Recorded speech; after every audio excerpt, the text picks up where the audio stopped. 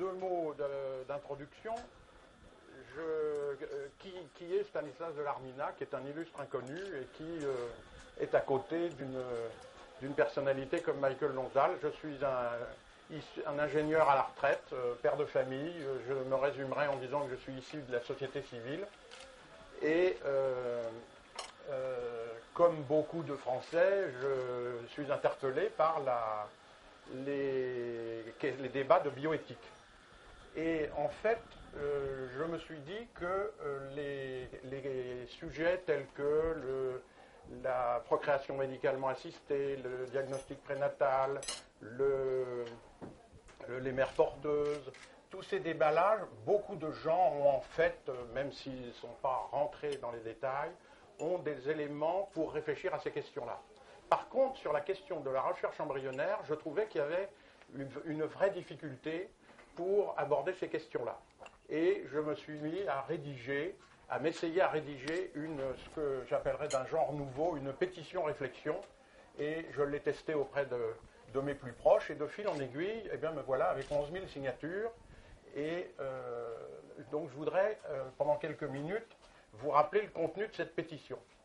Hein. Il y a 4 sujets qui sont abordés. Hein. Il y a la question de la dignité, qui ne se mesure pas. Il y a la question de l'humanité de l'embryon. Il y a la question de l'utilité, doit-elle être un principe d'action ou pas. Et puis, il y a la question, dont il est souvent question au Parlement, qui est celle de la liberté de la science. Alors, la dignité en 2 mots.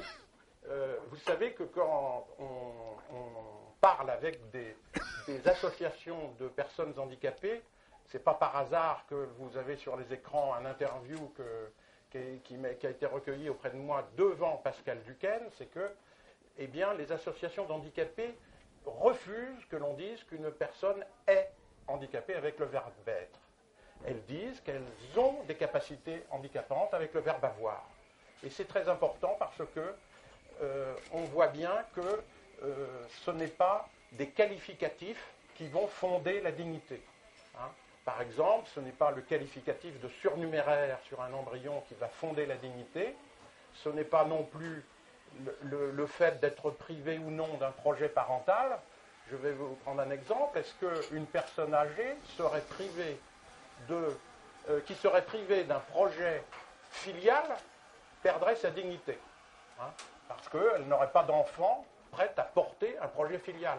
Je vais même plus loin. Est-ce qu'une personne isolée, un SDF, perdrait sa dignité parce qu'elle n'a pas de projet fraternel porté par son voisin? On voit bien que cette qualification de projet parental ne fonde absolument pas la dignité. Donc c'est là où je dis que la dignité ne peut pas être fondée sur des avoirs, et des avoirs, ça se mesure. Hein, on peut mesurer le développement d'un embryon par des tas de méthodes. Par contre, la dignité ne se mesure pas. Il n'y a pas de dignitomètre. Hein. La dignité, c'est tout simple pour la fonder. Ça se fonde sur le seul fait d'être un être humain. Et je ne vois pas sur quoi on peut le fonder autrement. Alors, on arrive vite au problème de l'humanité de l'embryon. Si la dignité, c'est le fait d'être un être humain, un embryon est-il un être humain? Je suis assez caricatural, mais c'est assez simple de répondre à cela, puisque un embryon est un être, ce n'est pas une chose, et il est humain parce qu'il n'a jamais donné naissance à un animal. Donc ça me paraît définitif. La question de est-il une personne, c'est un autre débat. Alors, la question de l'utilité. Là, il n'est pas question, bien entendu, de nier que nous avons besoin d'une recherche médicale efficace. L'utilité doit guider nos pratiques. Mais de là à en faire un principe d'utilité, c'est une question qui me paraît dangereuse, et qu'un bon vieux proverbe dit simplement avec la fin ne justifie pas les moyens. Donc, si on ne prend pas garde à cela, eh bien, on risque d'aller de dérive en dérive vers des choses assez dangereuses. Et puis, la dernière question, c'est celle de la liberté de la science. Et là, dans la pétition, je me permets de rappeler aux parlementaires qu'ils bénéficient d'une liberté qui est celle de leur vote. En fait, on appelle ça un pouvoir législatif.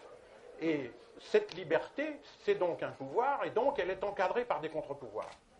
Eh bien, tous les grands pouvoirs qui en fait fondent notre démocratie et donc nos libertés sont encadrés par des contre-pouvoirs, et je ne vois pas au nom de quoi la science serait une liberté qui serait exonérée de ce principe. Donc,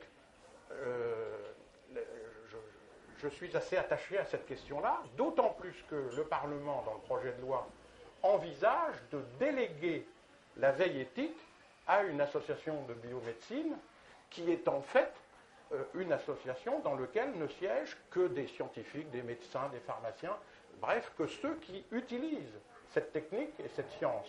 Donc, ce serait déléguer une liberté à un organisme qui est juge et partie.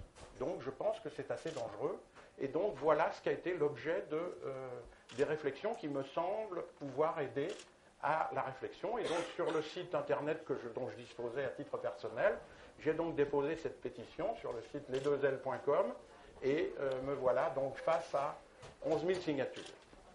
Bien, je ne veux pas parler trop longuement et j'en resterai là. Et ce que je propose, c'est peut-être qu'avant de vous proposer de répondre à des questions, eh bien, Michael Lonsdal, qui a la gentillesse d'apporter son soutien à cette pétition, eh bien, vous dise un peu comment il a perçu la chose.